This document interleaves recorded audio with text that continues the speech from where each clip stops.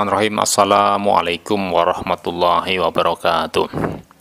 Alhamdulillahirrabbilalamin. Kita selalu sehat. Kali ini kita lanjutkan belajar kita, kuliah kita, reading untuk memahami teks bahasa Inggris, untuk mengartikan teks bahasa Inggris, masih dari buku Carol Gorston, terbit tahun 2015, Islam in Indonesia, The Contest for Society, Ideas and Values, terbitan Oxford University Press di New York. Di bagian pendahuluan, Introduction and Intellectual History of Contemporary Islam, of Contemporary Indonesian Islam. Pendahuluan, sebuah sejarah intelektual Islam di Indonesia, Islam kontemporer di Indonesia. Kita sudah sampai ke paragraf ke-7. Kemarin dulu kita belajar di paragraf 1, 2, sampai 6. Nah, hari ini kita akan belajar mengartikan, memahami teks pada paragraf ke-7. Kita bahas satu kalimat demi satu kalimat, dan nanti dalam setiap kalimat kita bahas kata demi kata. Ini paragraf ke-7. Thus, the first decade of the 21st century saw an unprecedented sequence of events in a Muslim country that has consistently refused to identify itself as an Islamic state. Nah, thus, kenapa maka? Masih ingat paragraf sebelumnya membahas tentang apa?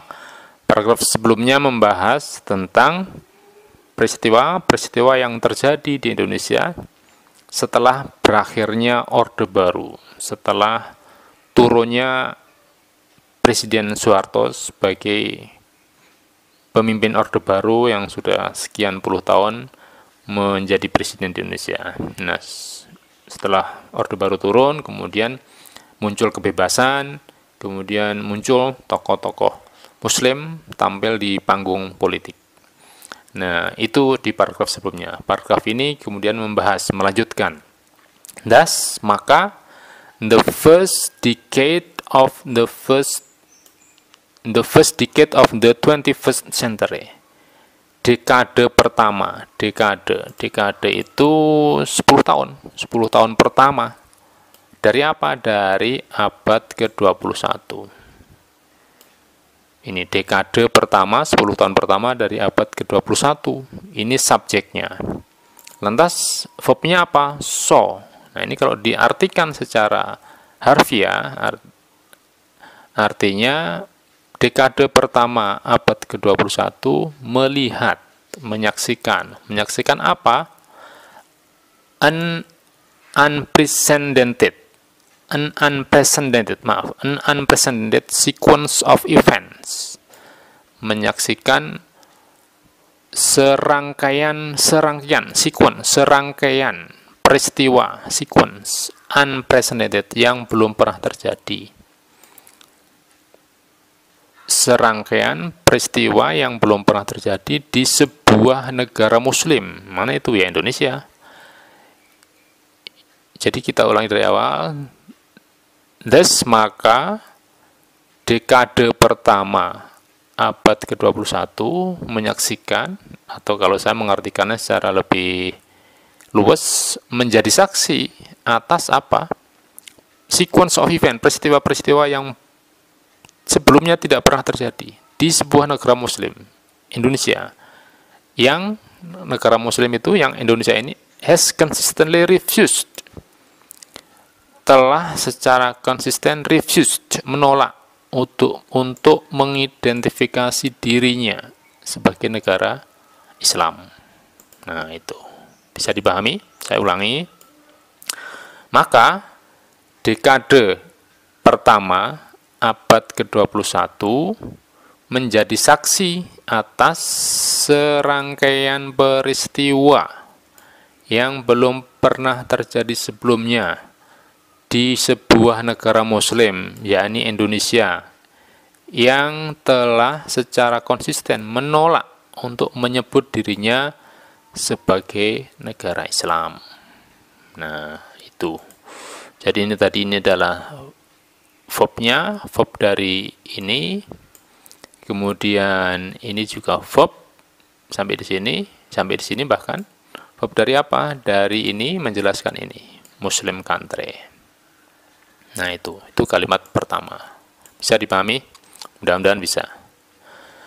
Kemudian kalimat kedua, Indonesia's future course also has global ramifications.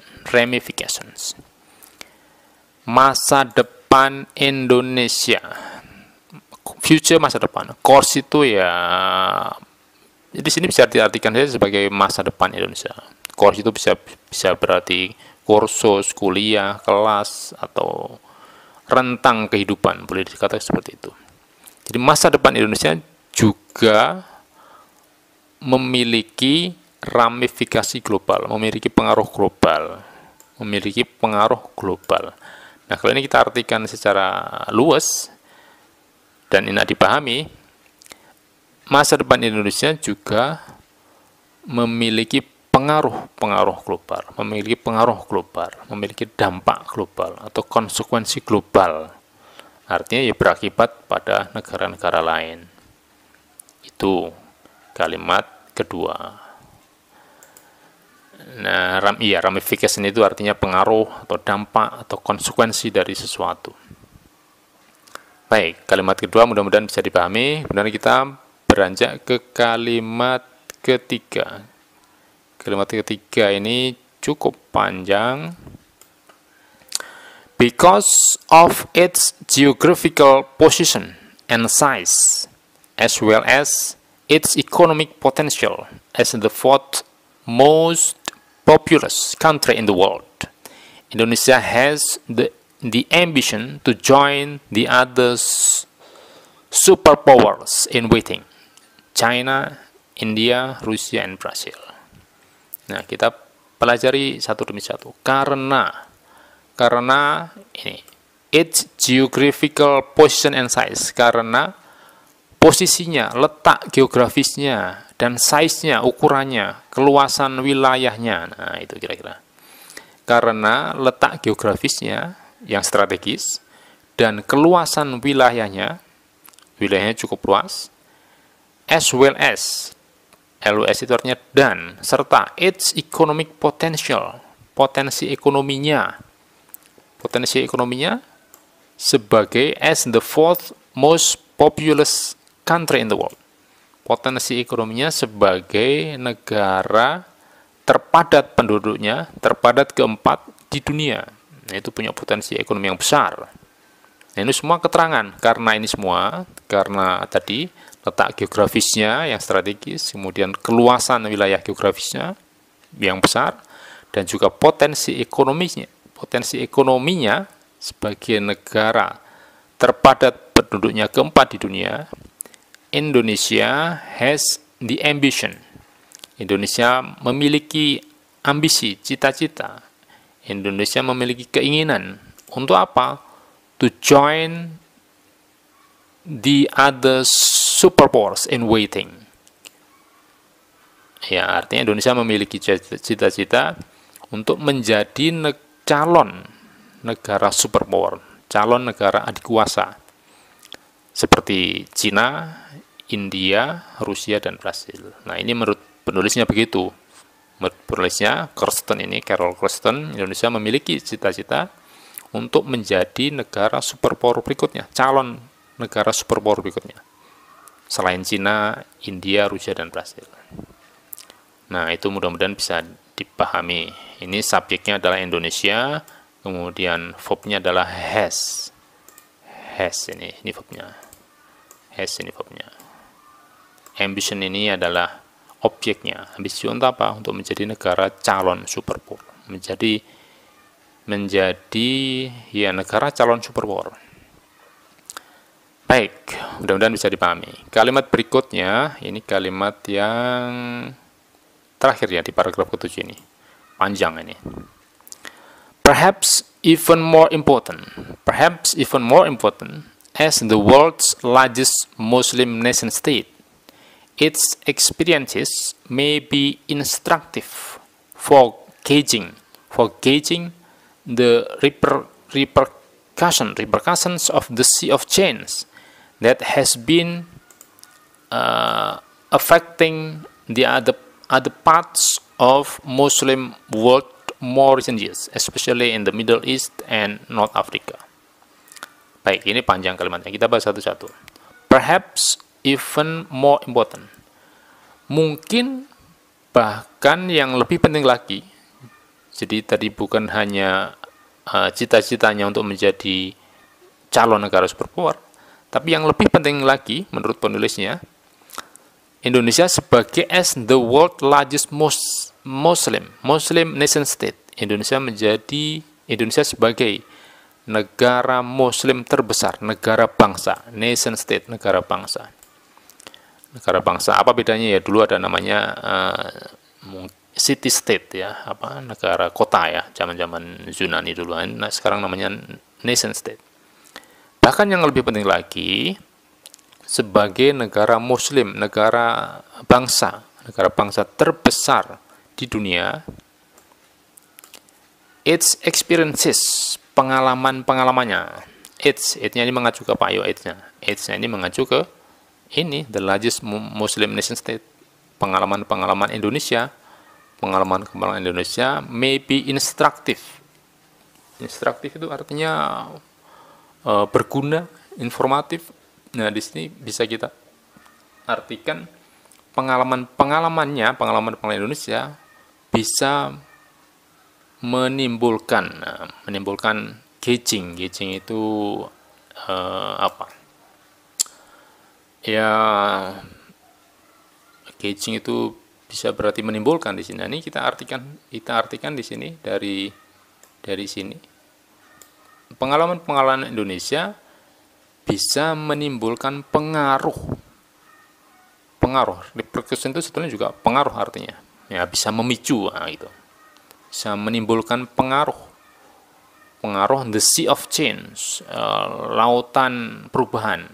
Nah, ini penulisnya menggunakan gaya bahasa yang begini. Ini artinya pengalaman Indonesia bisa menimbulkan pengaruh dan perubahan yang besar. Tadi kan dikatakan di atas has global ramification. Punya dampak atau pengaruh global. Nah, ini dia melihat pengaruh besarnya sebagai negara Muslim terbesar dunia. Pengalaman Indonesia bisa menimbulkan pengaruh dan perubahan yang besar, that has been affecting other parts of Muslim world recent years.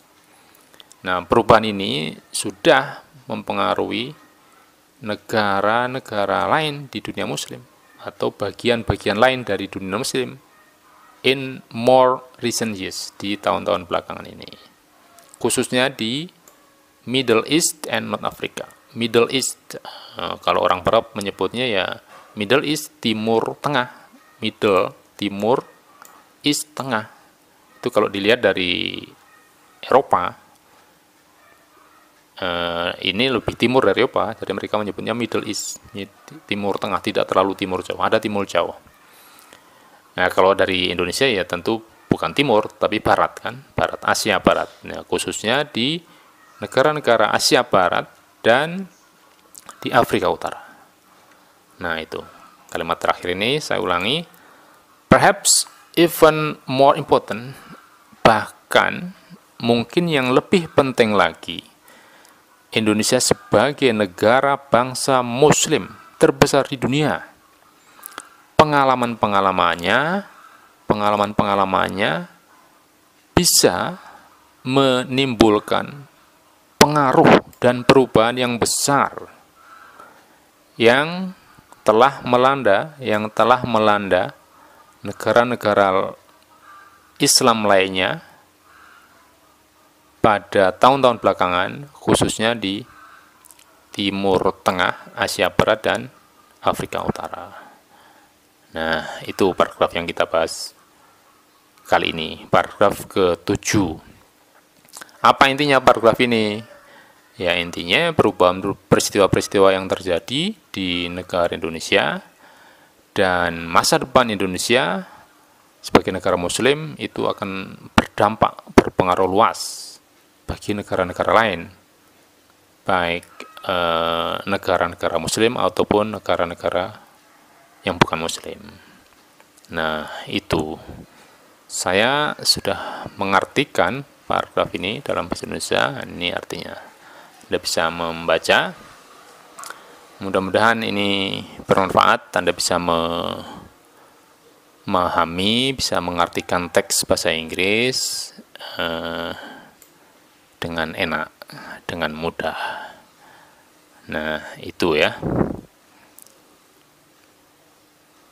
Mudah-mudahan bermanfaat ya. Terima kasih.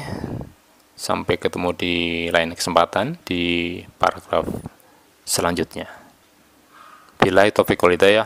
Assalamualaikum warahmatullahi wabarakatuh.